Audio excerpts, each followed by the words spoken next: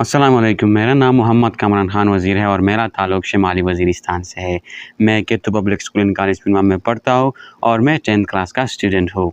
तो दोस्तों, आज हम बात करेंगे मेरी कहानी के बारे में और ये स्टार्ट होता है जनवरी 2021 से, जब मेरे भाई ने मुझे लैपटॉप दे दिया और कहा कि किसी स्किल को सीख लो। तब मैंने सोचा कि 3D एनिमेशन एक अमेजिंग स्किल है जो मुझे बहुत पसंद आया।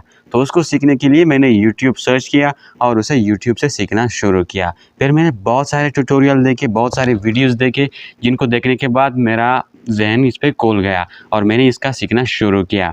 तो उसके बाद जब 1 साल बीत गया तो 2022 जो नवंबर का महीना है, उसमें मेरा सामना एक अमेजिंग स्टूडियो से हुआ जिसका नाम सोज़ा प्रोडक्शंस है। ये एक अमेजिंग स्टूडियो है जो कि विजुअल इफ़ेक्ट और सीजीआई के सर्विसेज देते हैं और हमने साथ में बहुत सारे प्रोजेक्ट्स किए जिनमें से सब कामयाब रहे।